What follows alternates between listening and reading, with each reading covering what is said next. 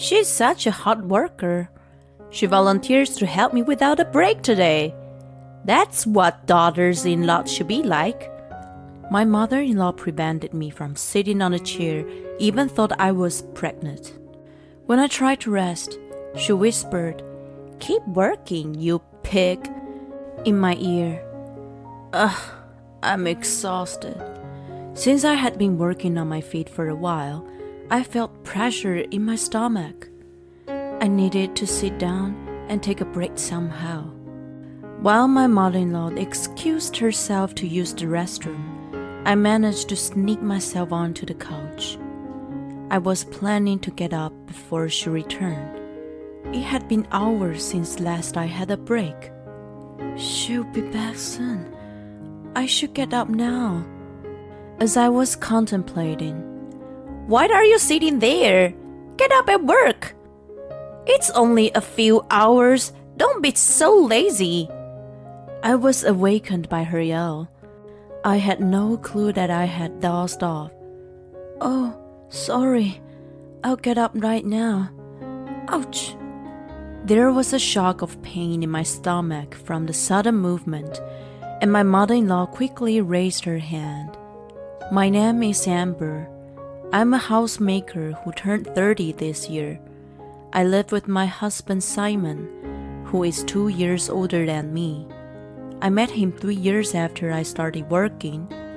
A friend of mine from university was having drinks and invited me to join her. He happened to be sitting next to me at the bar.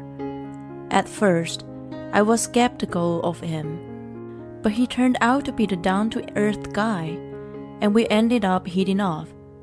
We exchanged our numbers and gradually became closer. We became official 6 months later and got married after 3 years of dating. I quit my job when we got married, and now I'm solely responsible for the housework. It was never my desire to be a full-time housewife, though. I thought it would be the best way to support Simon, who was busy with his trading job. Even though his schedule is hectic, he never forgets to show his affection.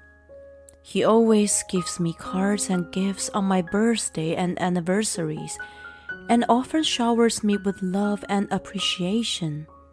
I'm always grateful to have such a nice husband. It's a smooth sailing marriage, but there's one problem.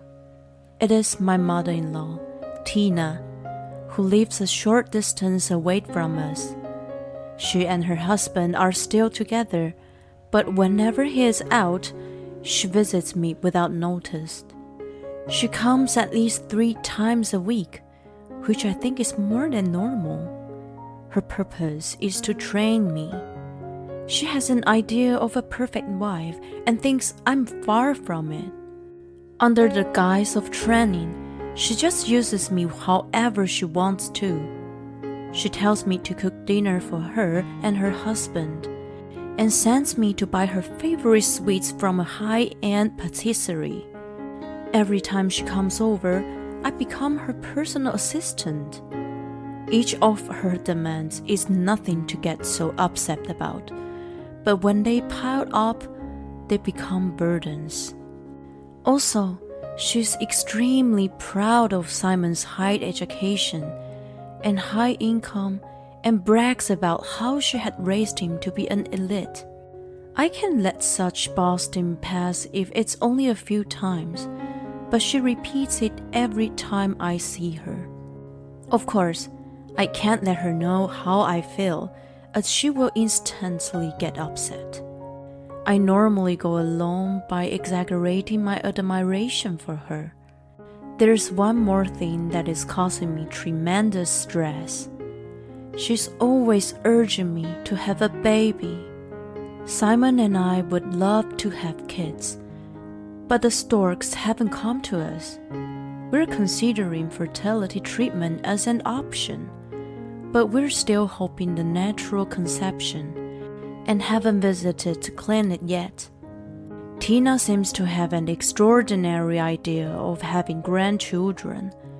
She is also looking forward to taking them to various places when they are born. One of her friends recently got a grandchild and has been showing her pictures, which got her envious.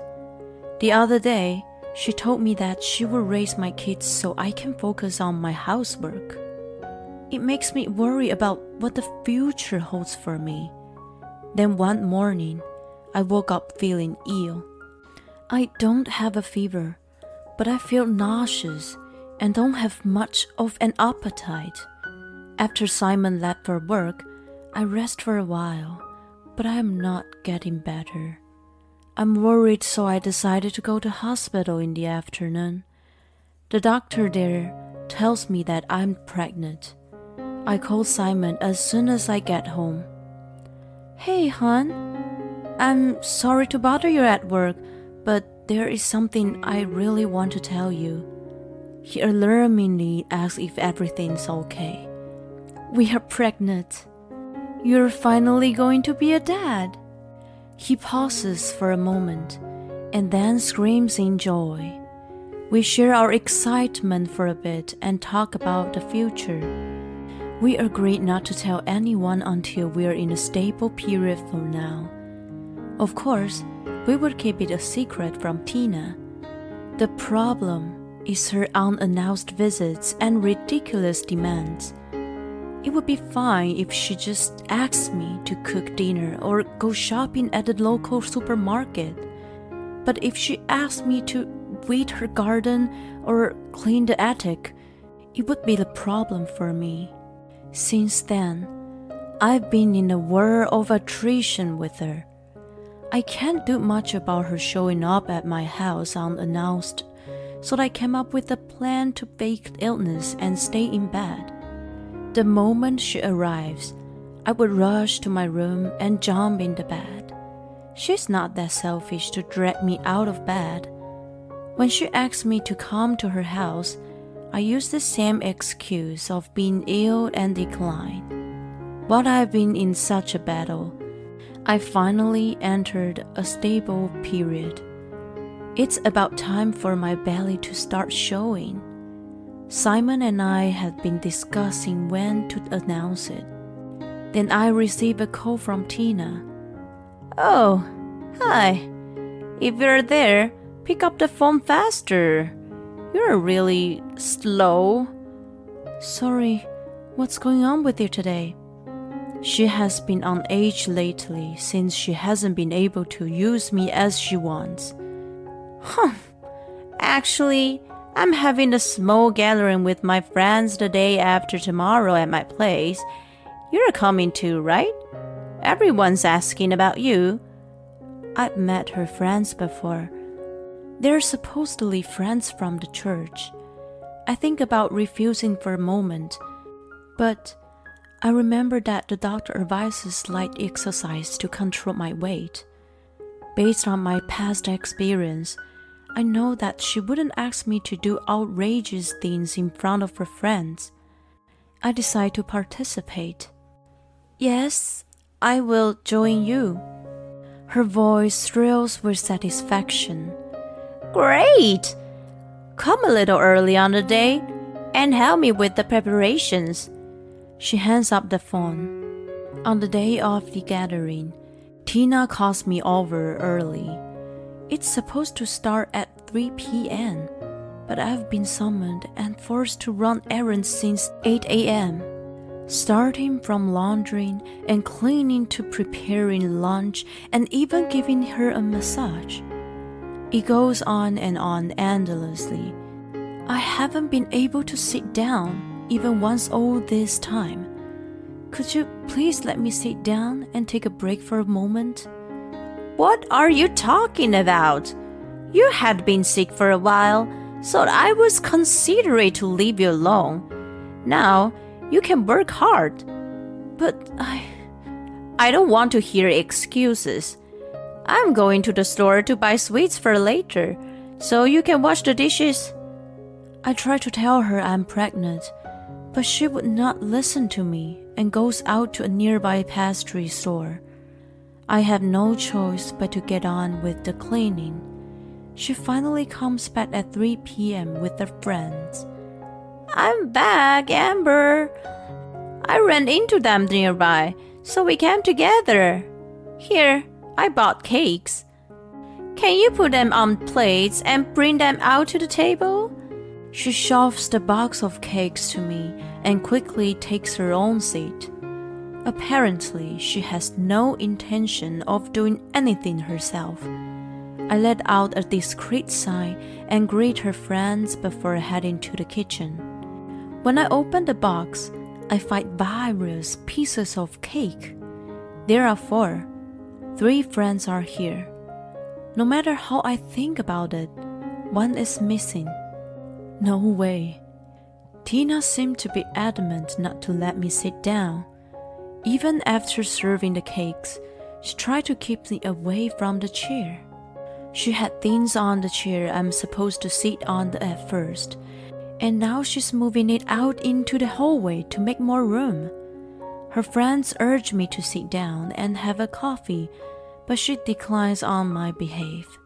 She's such a hard worker. She volunteers to help me without a break today. That's what daughters-in-law should be like. All I can do is fake a smile, and so do her friends. Just as awkwardness fills the air, one of her friends cheerfully mentions, Oh yes, my grandson started crawling the other day. Do you want to see the video? The topic of the conversation shifts, and everyone focuses on the image of a cute baby. The atmosphere of the room becomes relaxed immediately. By the way, how exquisite is the vase you have there? Don't you want to put flowers? Another friend points to a vase by the window. Tina's face turns gray for a moment, but then she immediately smiles. It's so beautiful by itself, so I just leave it as is. A friendly conversation ensues for a while. In the middle of it, Tina excuses herself to use the restroom. This is my chance. I jump on the empty sofa. I don't even know how many hours I've been on my feet. I drift off to sleep from exhaustion and relief. Oh, shoot. By the time I realize, it's too late. Why are you sitting there? Get up and get to work. It's only for a few hours. Don't be so lazy. This is why I don't like young women. When Tina comes out of the restroom, she finds me sleeping on the sofa and scolds me. Her friends are stunned and looking at us with wide eyes. Feeling better after yelling at me, she returns to her seat and sips her coffee. I'm sorry. I feel pathetic and tears welled up. Besides, it's hard to imagine that I would have to endure her bullying in the future. I apologize to her and try to get up. At this moment, someone's hand is placed on my shoulder. Leave it to me. It's Kathy. She's the eldest of Tina's friends. If you are going to treat her like that, you should get up and work yourself. Tina never imagined being accused by her friends, so she's perplexed. Being competitive, there's no way she could keep her mouth shut. Don't meddle in my family's affairs. Besides, do you think you're in the position to give me a lecture? Your son is a high school graduate, and your husband is just a salaryman. If you understand that, you should watch your mouth. I raised Simon to be a respectable elite. Her nostrils flare up in triumph as she speaks fast and furious. On the other hand, Kathy doesn't seem to flinch at all. She snickers and then opens her mouth again. What are you talking about? You idiot. You should be ashamed of yourself for mistreating a young lady like that. She keeps going. It was your husband's late ex-wife who raised Simon to be the man he is today. Oh, And by the way, my husband and son are starting their own business. I don't think it was important, so I didn't tell you until now. Yes, in fact, Tina is the second wife. Simon was already a freshman in college when she married his father. He was already living alone in a dorm, so he had never been taken care of her. What the heck? You all make fun of me! She's losing it as her sore spot is rubbed. She stands up, slamming the table with all her might. I hate this thing! She screams, and at the same time, throws down the vase by the window on the floor. A loud sound of shattering glass echoes, and the vase breaks into pieces. Everyone gasps in unison. When Tina comes to her senses, she freezes there. Then she looks at us and says, It's a memento of the late ex-wife. Please don't tell my husband. He's going to be furious. That's impossible. The vase is in a million pieces now, and it's not something she could get a new one for right away. Furthermore, I've been filming the whole thing, so there's no way she could get away with it. Tina, why are you doing this? After all, it is you who is concerned. She replies weakly, You have no idea. You're pampered just because you're young. You have an elite husband and you have a future. I'm so envious of that. I want people to pay more attention to me. Her resentment keeps pouring out. That's why I've been asking for a grandchild. That everyone would look at me as the grandmother of an adorable baby. I'm feeling a little sorry for her. Maybe she is a lonely person. Actually, she glares at me as I try to tell her something. This is all your fault. You're a failure who can't even conceive. Get down on your knees and apologize for the mess you created. Now I'm a fool for feeling even a little sympathy for her. If she apologizes and changes her mind, I will be able to let this go peacefully, but I guess not.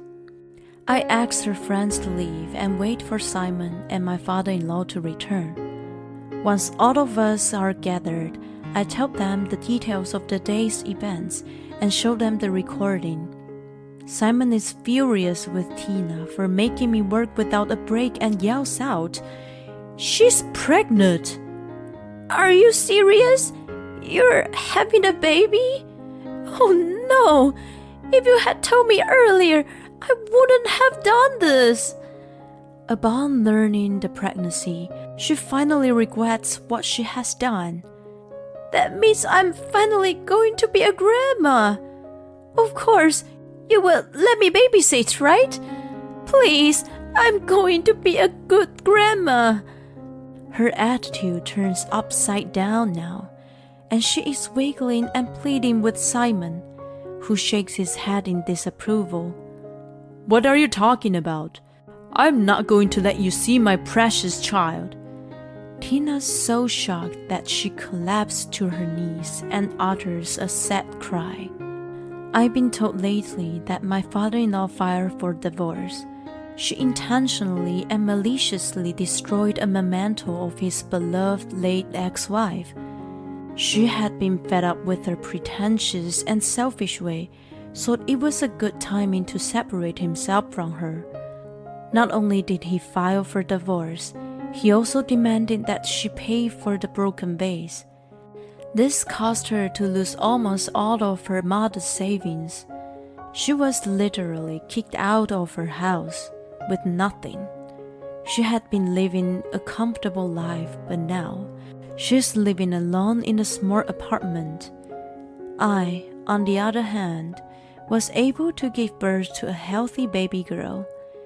Both Simon and my father-in-law cried with joy. Of course, I was overwhelmed with happiness too. Every time her little hand squeezes my finger, I'm filled with tremendous love for her. I swear to myself that I would protect her no matter what.